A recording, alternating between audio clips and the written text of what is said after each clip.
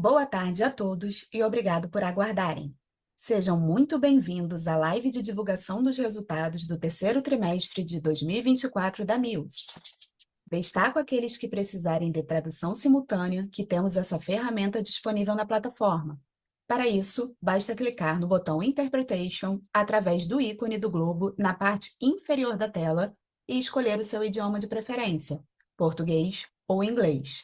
Para aqueles que estão ouvindo a videoconferência em inglês, há a opção de mutar o áudio original em português, clicando em Mute Original Áudio. Informamos que esta videoconferência está sendo gravada e será disponibilizada no site de RI da companhia, onde se encontra disponível o material completo da sua divulgação de resultados. Durante a apresentação da companhia, todos os participantes estarão com os microfones desabilitados e, em seguida, daremos início à sessão de perguntas e respostas. Ressaltamos que as informações contidas nesta apresentação e eventuais declarações que possam ser feitas durante a videoconferência relativas às perspectivas e aos negócios da companhia, bem como projeções, constituem-se em previsões baseadas nas expectativas da administração em relação ao futuro da Mills. Considerações futuras não são garantias de desempenho. Elas envolvem condições macroeconômicas, riscos de mercado e outros fatores. Agora, passarei a palavra ao Sérgio Kariya, CEO da Mills. Senhor Sérgio. Boa tarde a todos. É com grande satisfação que nos reunimos novamente, dessa vez para comentar os resultados do terceiro trimestre de 2024 da Mills. Neste trimestre, conseguimos alcançar uma série de avanços significativos que se refletem em nossos números. Vamos agora analisar os principais destaques que mostram nossa resiliência e capacidade de adaptação em um cenário econômico dinâmico. No terceiro trimestre, investimos 173 milhões de reais em novos equipamentos, visando aumentar nossa capacidade produtiva e preservar a qualidade e rentabilidade de nossa frota. Além disso, esses investimentos nos permitem explorar novas oportunidades de negócios e expandir nossa presença em mercados estratégicos. O retorno sobre o capital investido, ROIC, da Mills, alcançou 22,3% no trimestre. Este indicador confirma a eficácia de nossas estratégias de investimento e a capacidade de gerar retornos superiores aos nossos custos de capital. Novamente, nossa receita líquida atingiu o maior nível histórico, totalizando 419 milhões de reais no trimestre, e que representa um crescimento robusto de 21% em comparação com o terceiro trimestre do ano passado. O nosso EBITDA ajustado atingiu a marca de 199 milhões de reais no terceiro trimestre de 2024, com margem consolidada em 48%. O lucro líquido da companhia atingiu 71 milhões de reais e o lucro líquido caixa 113 milhões no terceiro trimestre de 2024. Destaco a eficiência tributária da companhia, com ganho de 10 pontos percentuais na comparação entre as margens. Pelo segundo ano consecutivo, figuramos entre as empresas presentes no índice IDiversa da B3 e seguimos sendo a maior empresa da América Latina para aluguel de meios de acesso, alcançando a 22ª posição no ranking Access 50 do ano de 2024 pela IRN, International Rental News. Antes de seguirmos para o detalhamento dos resultados do trimestre, gostaria de ressaltar que continuamos dedicados à nossa estratégia de crescimento sustentável. Seguimos expandindo o portfólio de equipamentos, gerando maior previsibilidade de receita, atrelado a menor exposição a setores de maior ciclicidade. No terceiro trimestre deste ano, atingimos 45% da receita líquida de locação da companhia, com base em contratos de longo prazo, isto é, acima de 12 meses. E com um portfólio balanceado de produtos e sem concentração específica de segmentos de clientes. Estamos mais preparados para enfrentar as variações do mercado e para crescer de maneira sustentável. Ao longo do trimestre, firmamos novos contratos de longo prazo em nossas unidades de negócio, reforçando ainda mais nossa posição de liderança no mercado e destacando nosso comprometimento com soluções de qualidade. O potencial de cross-sell e do aumento do share of wallet junto aos nossos clientes é potencializado à medida em que integramos nossas unidades de negócio. Isso corrobora nossa estratégia acertada de cada vez mais tornarmos uma empresa multiproduto. Servimos a mais de 10 mil clientes em mais de 110 postos de atendimento com uma plataforma completa, uma abordagem que nos permite oferecer soluções integradas e personalizadas, aumentando a satisfação e fidelidade de nossos clientes. O portfólio de leves permanece como o maior contribuidor da receita líquida de locação, mas o balanceamento com os demais produtos continua avançando. Agora passa a palavra para a Renata, nossa CFO e DRI, que irá comentar os detalhes do desempenho financeiro da companhia. Obrigada, Caria. Boa tarde a todos. Falando um pouco agora sobre o nosso resultado consolidado, conforme a Caria comentou, nesse trimestre a nossa receita líquida foi de 419 milhões, representando um aumento de quase 21% em relação ao trimestre do ano passado. Esse crescimento é fruto da nossa expansão em operações de novos produtos, reforçando nossos cross-selling e do benefício que temos obtido à medida que nos tornamos uma empresa one-stop shop. O gráfico da direita, a gente mostra o nosso EBITDA ajustado, com crescimento de 11% na comparação anual e margem EBITDA ajustado de 48% no terceiro trimestre. Importante reforçar que a companhia está sempre atenta e com esforços contínuos para a otimização dos processos e continuidade de ganhos de eficiência operacional. Passando para o próximo slide, nosso lucro líquido também apresentou um bom desempenho no trimestre, totalizando 71 milhões, representando um crescimento de 6% em relação ao trimestre do ano passado. Esse resultado reflete a nossa capacidade de gerar valor de forma consistente para os nossos acionistas. Olhando o fluxo de caixa operacional, nesse trimestre ele foi de 202 milhões, um aumento de 8% em relação aos 187 milhões no terceiro trimestre de 2023, e na comparação ao segundo trimestre de 2024, o crescimento foi de 131%. Esse aumento reflete a geração de caixa consistente, fortalecendo nossa posição financeira, e a nossa conversão EBITDA-FCO, ela segue robusta, que nesse trimestre apresentou 105%. Já o fluxo de caixa livre para a firma representou uma saída de 8 milhões, tendo sido mais um trimestre de fortes investimentos em ativos de locação. Passando agora para o endividamento, nosso foco continua sendo a otimização da estrutura de capital. Mantivemos o nível saudável de endividamento, com uma relação dívida líquida EBITDA de 1,2 vezes ao fim do trimestre, reforçando que a companhia é forte geradora de caixa e que a nossa alavancagem continua em níveis bastante confortáveis, possibilitando que a gente faça investimentos orgânicos e inorgânicos. Olhando um pouco o perfil da nossa dívida, hoje o prazo médio ele está em 3,1 anos e a nossa taxa CDI mais 2%. Contamos com planejamento financeiro rigoroso e geração robusta de caixa operacional que nos permitem cumprir nossas obrigações financeiras e investir no crescimento sustentável da empresa. Passando agora um pouquinho para cada uma das unidades de negócio, no slide 10, olhando o resultado de rental, vemos que o crescimento de 23% na receita líquida em relação ao terceiro trimestre de 2023 foi impulsionado principalmente pela maior receita de locação no período.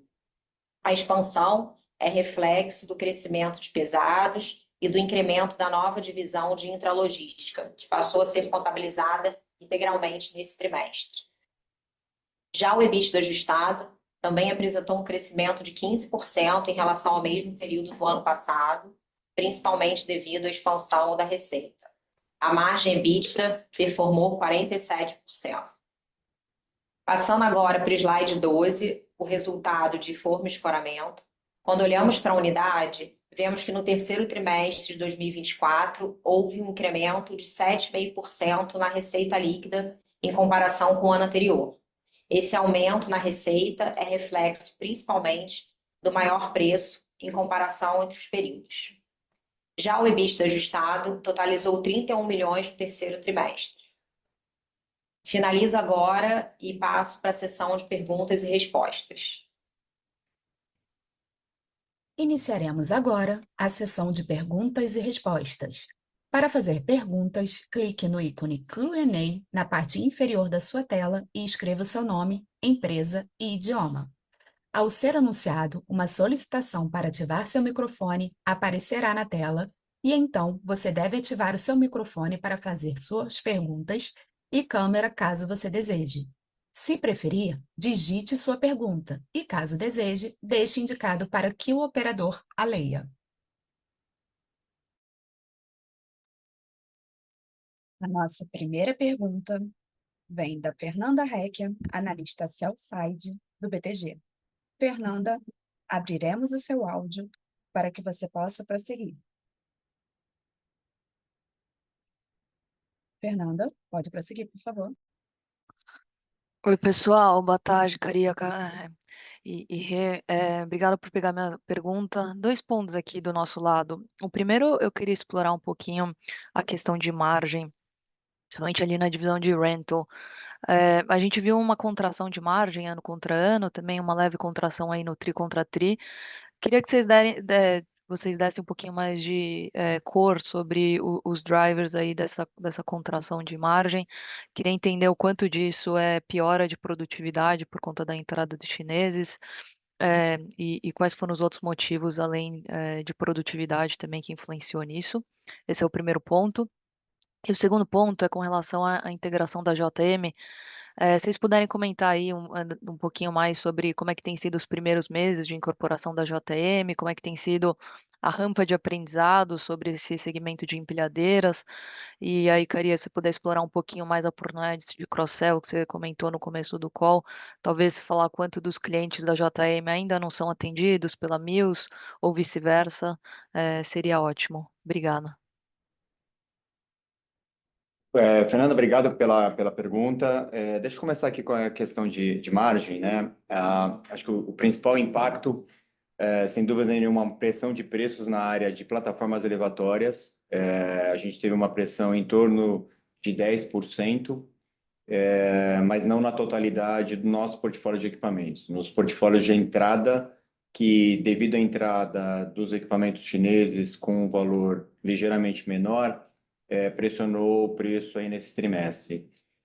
De uma certa forma, acho que eu enxergo agora um pouco menos de pressão, principalmente por uma questão cambial, né? Então, o dólar vem trazendo um offset dessa queda, e como a demanda está bastante elevada, a gente acredita que os preços devem se equilibrar para o trimestre seguinte, tá?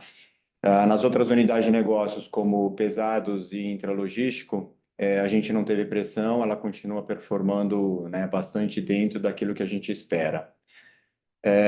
No que tange à integração da JM, né, acho que a gente vem caminhando, né, ainda tem um ramp-up de aprendizado, como você mesma falou, mas acho que o lado positivo realmente é esse cross-selling, né? Quando a gente olha hoje do nosso perfil de equipamentos, algo em torno de 60% ainda não é atendido pela JM, né? Então, se a gente olha de 10 mil clientes, temos aí um potencial de cross-selling dentro na nossa própria carteira de clientes, em torno de 6 mil clientes. Acho que como uma visão macro, né? Acho que desde que a gente comprou a JM, né, que tem aí 4 meses, performando 4 meses, a gente multiplicou por quase 10 vezes o pipeline de propostas, né? Então, o pipeline está robusto e eu acho que um dos fatores que difere um pouco, cada unidade de negócio tem suas particularidades, é o lead time de entregas, né? Como a gente tem trabalhado muito com Tier 1 dos equipamentos da Kion, né, Steel e Linde, então ele tem um lead time relativamente um pouco mais elevado do que os outros equipamentos, então a curva de fechamento barra performar, e vocês enxergarem isso, é um pouquinho mais longo do que até linha amarela e sem dúvida nenhuma do que no nosso negócio de leves, tá? Então acho que eu respondo todas aqui, Fernanda. Obrigada, Caria. Talvez só um follow-up. Então, você comentou, né, 10% de pressão em preço. Se puder comentar um pouquinho taxa de utilização, se você tem visto alguma pressão e se sim, quanto? Isso, eu acho que até por isso que eu trouxe uma positividade aí para o quarto trimestre. Nós estamos aqui rodando a 67% mais ou menos de utilização.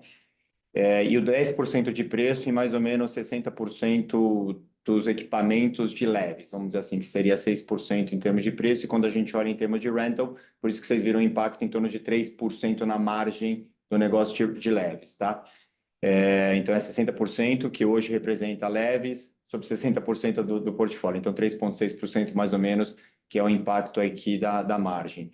E aí eu acho que, só para complementar, como a utilização ela vem rampando, a gente está aqui bastante otimista, e o dólar e o câmbio offsetando um pouco esse delta desconto que os equipamentos asiáticos vêm trazendo em termos de deflação de preços da compra de máquinas, a gente acredita que os preços se estabilizam e potencialmente pode até ter um ganho aqui para o quarto trimestre, tá? Perfeito, obrigada. A nossa próxima pergunta é do André Ferreira, analista sell-side do Bradesco. André, habilitaremos o seu áudio. Por favor, pode prosseguir. Boa tarde, pessoal. Obrigado por pegar minha pergunta. Eu tenho duas aqui. Uma, ainda um follow-up desse ponto da competição de máquina importada da China. Eu queria entender qual o caminho da Mills agora, se faz sentido trocar parte dessa frota, ou quase ela toda, né? Daqueles 60% que estão mais expostos pela máquina chinesa, ou vocês enxergam não sei, que talvez esse que não seja sustentável e faz sentido continuar com o tipo de frota que vocês estão? E o segundo ponto também, né, sobre esse assunto, o quanto essa pressão no mercado de plataforma pode afetar os planos de expansão em linha amarela, porque, né, se essa pressão demandar algum capex adicional de renovação de frota para mudar o perfil da frota de plataforma, se isso poderia impactar a expansão em linha amarela. Obrigado. André, obrigado pela pergunta. Bom, o que a gente enxerga, né? Acho que nós temos aqui um portfólio de em torno de 10 mil máquinas de plataformas elevatórias. Eu acho que o nosso diferencial ela tá que a gente alonga bem e a gente sabe alongar a vida desses ativos, tá? Então a gente não vê sentido de fazer um swap para trocar dessas máquinas JLG e Genie, que são os líderes globais de produção dessas máquinas, para uma velocidade acelerada de equipamento chinês. A gente vem trazendo muito mais para growth e alguns pontualmente de alguns equipamentos que a gente quer fazer um upgrade de tecnologia. A gente já vem fazendo as aquisições também dos equipamentos chineses, tá? Então, acho que não muda em termos estratégicos a nossa forma de renovação da frota, né, ou barra crescimento aqui dessa unidade de leves. E acho que quando você olha a estratégia da organização, a estratégia da Mills, o que a gente vem trazendo é esse equilíbrio, né? Se a gente olhar como a gente vem reduzindo essa exposição, né, de um único produto que era, ou basicamente da maioria do produto ser plataforma elevatória, a gente vem equilibrando esses cestos, trazendo, né, a área de pesados, a área de intralogístico e assim por diante, tá? A gente vem crescendo também em power, em geradores, na área de ar comprimido também, exatamente para equilibrar isso, mas isso não muda a nossa estratégia em termos de investimentos na área de plataformas elevatórias, tá? E nem isso afetaria crescimento de pesados ou de intralogística. Perfeito. Obrigado. Nossa próxima pergunta é de Kepper Kennedy, analista sell-side do Citibank. Habilitaremos o seu áudio para que possa fazer a sua pergunta. Por favor, pode prosseguir. Tudo bem, pessoal, boa tarde. Minha dúvida é mais um follow-up aqui na discussão da linha amarela, pegar um pouco mais da cor aqui com vocês em relação a ambiente competitivo, né? Como é que vocês estão vendo os competidores menores, né? Os mais regionalizados, os maiores também, que puderem comentar, dinâmica de preços aqui no segmento, né? Que vem sendo uma prioridade na estratégia da empresa. Então, se puderem comentar um pouco de competição e estratégia que vocês estão pensando, ajudaria bastante. Obrigado. Kipper, obrigado pela pergunta. A gente não vê uma mudança significativa desde que a gente entrou no mercado de linha amarela, né? A gente tem um pipeline bastante robusto, e a nossa escolha em termos de como a gente cresce aqui está muito mais atrelada, como a gente vem sempre falando, na estratégia da companhia de longo prazo e taxa interna de retorno adequada para o threshold que a gente espera aqui, né? Então, a gente não quer crescer de forma desenfreada, o mercado teria essa possibilidade, mas a gente está muito aqui focado e disciplinado na taxa interna de retorno, tá? E acho que para complementar aqui, né, assim, a gente vê isso como uma oportunidade, o momento agora de Brasil, um momento de mercado, né? Então, esse tightening de juros, os juros crescentes, o juro futuro flat aqui em 13, né, a gente vê menos possibilidades para empresas menores ou empresas alavancadas de continuar crescendo nesse cenário mais estresse de juros. E quando a gente olha a nossa companhia, né, em termos de alavancagem, mesmo no posicionamento em termos de captação do spread do CDI, a gente enxerga isso como uma oportunidade para que a gente possa crescer nesse mercado, tá? Então, acho que dois fatores aqui, né? O mercado endereçável, ele não mudou, continua um ambiente competitivo relativamente igual, mas com oportunidades, eu acho que daqui para frente, dado os juros mais elevados, né? O tightening de juros ou mesmo empresas alavancadas, tá? A gente enxerga isso como positivo.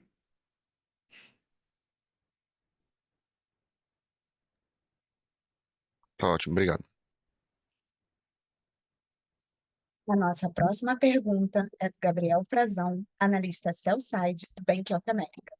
Gabriel, habilitaremos o seu áudio para que possa prosseguir. Por favor. Bom dia, boa tarde, pessoal. Tenho uma pergunta sobre os custos da divisão de rental, que acabaram vindo um pouco acima do que a gente esperava. Se vocês pudessem dar uma ideia, né, sobre se esse aumento dos custos com materiais de consumo que foi mencionado, ele seria não recorrente e deveria cair para frente, ou se esses custos estariam ligados ao M&A recente, ou talvez a um novo mix de contrato, ajudaria bastante a gente aqui. E obrigado pelo espaço aqui no call. Boa tarde, tudo bem? Obrigada pela pergunta. Os custos eles subiram basicamente pela entrada da JM, né? Que no trimestre anterior a gente só tinha aí 12 dias de operação e esse trimestre já entrou full. E a queda da margem ela está relacionada mais à questão do preço do que ao aumento de custo. Acho que é basicamente isso. Não teve nada pontual nem específico além da entrada aí da JM, que aumentou a nossa base de custos. Gabriel, só para complementar aqui, a pressão de preços está numa faixa de plataformas elevatórias, que a gente não tem enxergado na totalidade de plataformas elevatórias e nem em intralogístico, nem em pesados, tá? Perfeito, Cari e Renata, obrigado aqui de novo pelo espaço. Obrigado, Gabriel. Obrigada. A nossa próxima pergunta é do Pedro Tinio, analista sell-side do Itaú. Pedro, habilitaremos o seu áudio para que você possa prosseguir. Por favor. Boa tarde, obrigado por pegar a nossa pergunta. Eu queria explorar um pouco mais a parte de alavancagem, só também pensando um pouco mais para esse ano e tanto para o ano que vem, né, considerando o cenário atual de juros.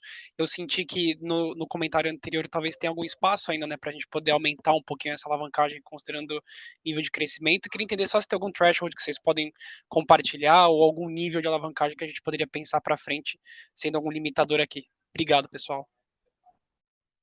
Boa tarde, obrigada aí pela pergunta. Como você sabe, a companhia é bastante diligente, né, com temas de alocação de capital.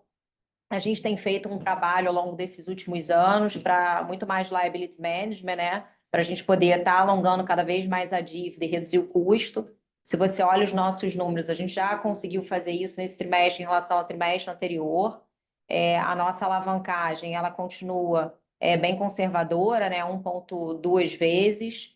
E a gente espera que ela se mantenha nesses patamares, dado que a companhia ela tem uma forte geração de conversão de caixa operacional, EBITDA, né? Fluxo de caixa operacional, que daria para suportar tranquilamente aí o nosso CAPEX para os próximos anos. e é nisso que a companhia vem trabalhando. É claro que se a gente tiver algum M&A pontual, alguma transação, esse covenant pode subir um pouco, mas a gente não olha isso tendo muita diferença dos patamares que está hoje. Perfeito, super claro. Obrigado. Lembrando que para fazer perguntas, clique no ícone Q&A na parte inferior da sua tela e escreva o seu nome, empresa e idioma. Ao ser anunciado, uma solicitação para ativar seu microfone aparecerá na tela. E então você deve ativar o seu microfone para fazer perguntas e sua câmera, caso você deseje. Se preferir, digite sua pergunta e, caso deseje, deixe indicado para que o operador a leia. A nossa próxima pergunta veio por escrito. Ela é do Victor Aidamos Rampazzo, analista buy-side, da Julia 7. A pergunta do Victor é: boa tarde, parabéns pelo resultado. Gostaria de entender melhor sobre a entrada de plataformas chinesas no mercado. Quanto elas podem pressionar o yield das máquinas não chinesas e quanto a máquina chinesa deve entrar no mercado brasileiro nos próximos 2 anos?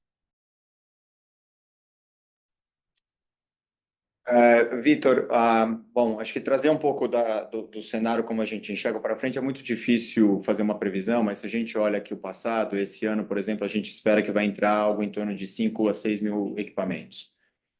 E algo em torno de 70% desses equipamentos devem ser chineses, tá? E acho que essa dinâmica não está só, obviamente, para plataformas elevatórias. Acho que o exemplo de carros aqui no Brasil, os EVs, essa deflação exportada na China vem acontecendo, né? E acho que por isso que eu comentei aqui, a gente acredita que o dólar tem offsetado um pouco essa deflação, preços mais baixos que os chineses estão vendendo equipamentos aqui no Brasil. Para os próximos anos, acho que a dinâmica deve se permanecer relativamente igual, né? Obviamente, vamos ver todas as medidas do Trump, né? Dessa administração do Trump e o que acontece em termos lá nos Estados Unidos e como que funciona esse efeito global, né? Mas acho que esse é o cenário.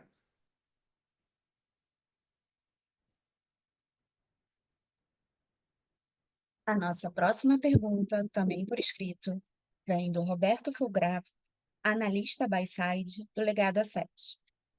Observamos um bom crescimento operacional nos últimos trimestres, porém com perda sequencial de margens. Qual o motivo da diminuição das margens e qual o patamar que podemos esperar para os próximos trimestres? Houve um aumento substancial das despesas financeiras que mantiveram o lucro líquido flat. Com o aumento da Selic mais CAPEX, podemos esperar um contínuo aumento das despesas financeiras? Qual a pressão esperada sobre a margem e lucro líquido? Roberto, eu vou responder a primeira parte, tá? Depois eu vou passar para a Renata.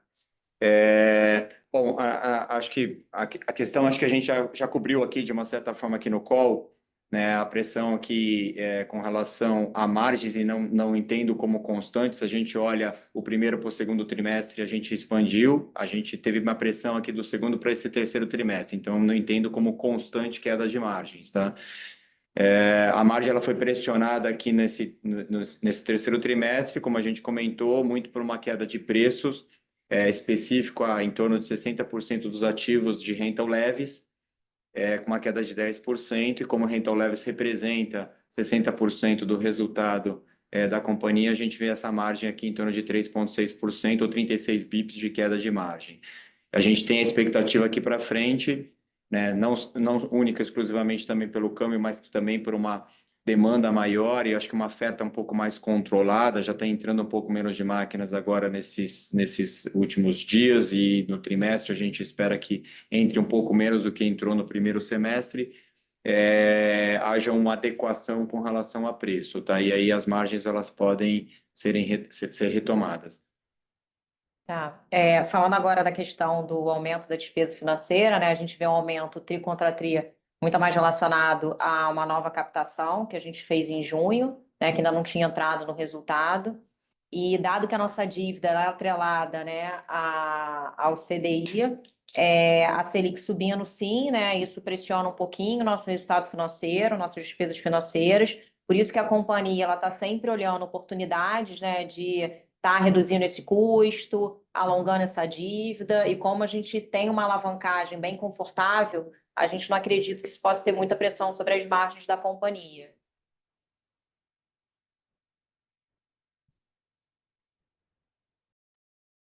Lembramos que para fazer perguntas, você deve clicar no ícone Q&A na parte inferior de sua tela e escrever o seu nome, empresa e idioma. Ao ser anunciado, uma solicitação para ativar seu microfone aparecerá na tela e então você deve ativar o seu microfone para fazer perguntas e sua câmera, caso você deseje. Se preferir, digite sua pergunta e, caso deseje, deixe indicado para que o operador a leia.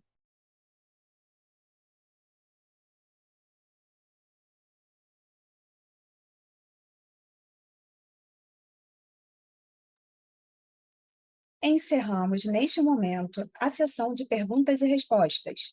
Gostaria de passar a palavra ao senhor Sérgio Caria para as considerações finais. Por favor, senhor Sérgio Caria, pode prosseguir.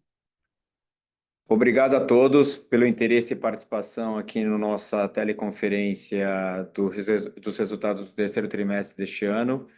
E a nossa equipe de relações de investidores está à disposição caso haja alguma dúvida adicional. Muito obrigado a todos.